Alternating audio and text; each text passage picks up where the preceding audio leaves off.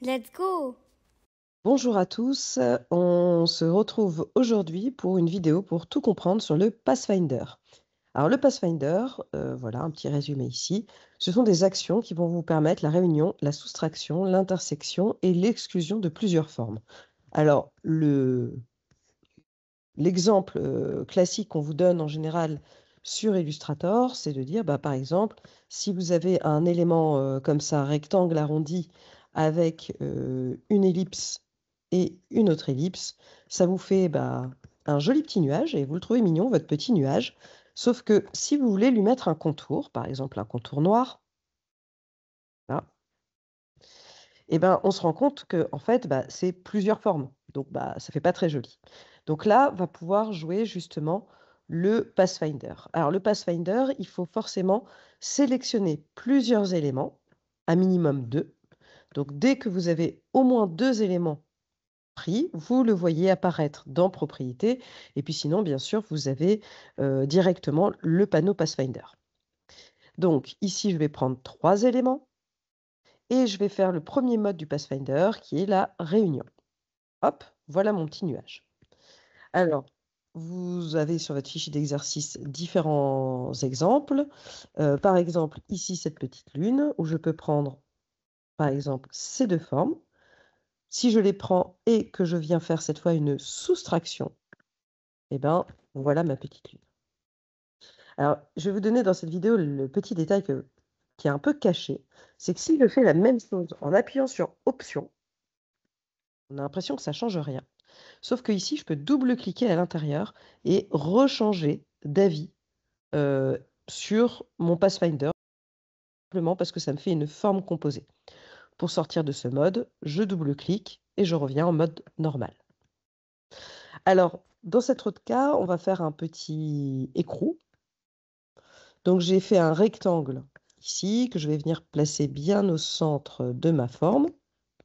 Alors, vous pouvez toujours utiliser les repères commentés qui sont dans Affichage, Repères, où sont-ils?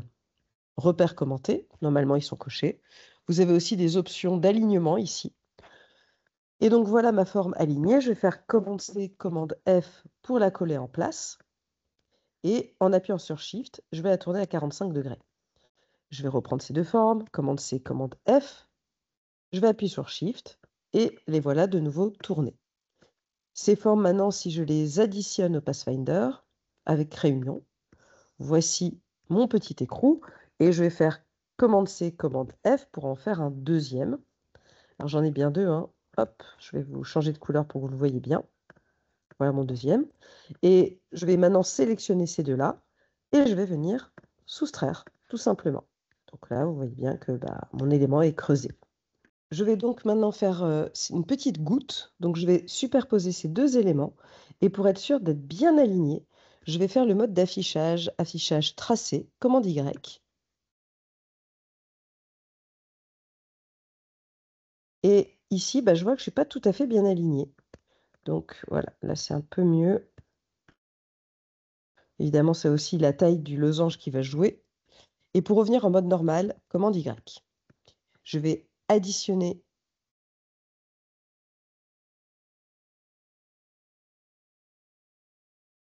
au Pathfinder ces deux formes.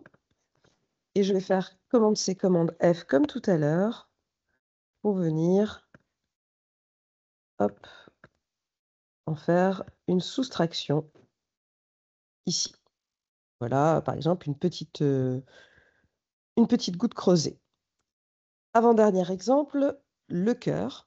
Alors le cœur, c'est hyper important de bien le positionner, puisque si je fais ça un peu à l'arrache, je vais me rendre compte de choses comme ça.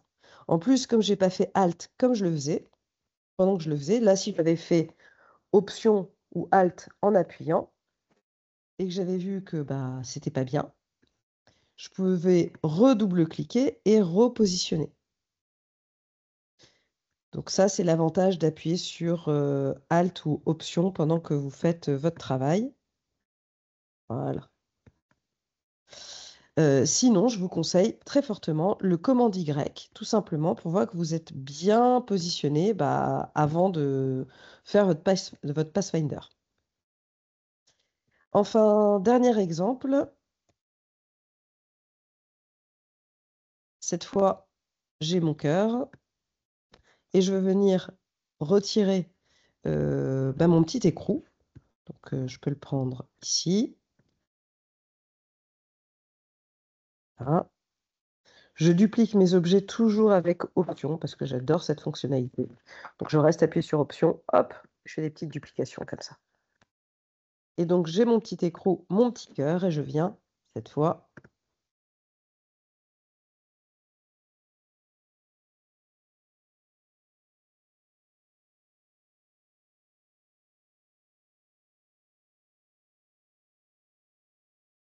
pour mon dernier exemple, je vais prendre mon petit cœur qui est là, mon écrou, et je vais venir sélectionner les deux et soustraire.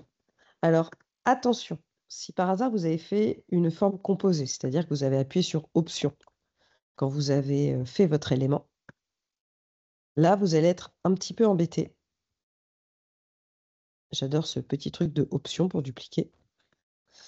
Puisque, en fait, si vous avez fait une forme composée, donc vous avez appuyé sur Alt ou Option au moment de faire votre cœur, vous voyez que ce n'est pas tout à fait la même apparence. On voit encore les éléments.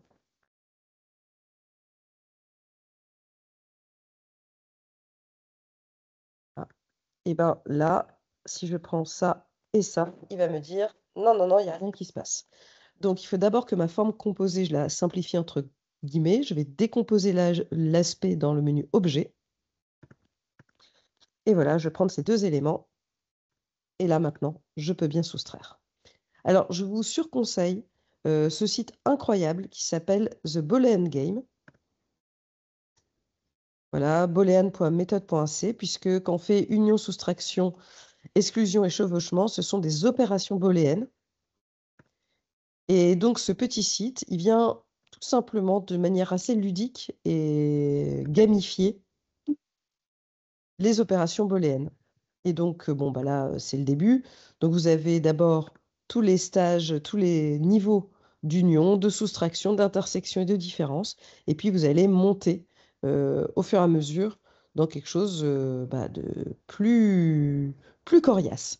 Donc, n'hésitez pas à vous entraîner. S'il y a des soucis, n'hésitez pas à m'envoyer un mail sur laprofdepao@gmail.com et je vous souhaite des bonnes révisions. Bien joué, le jeune.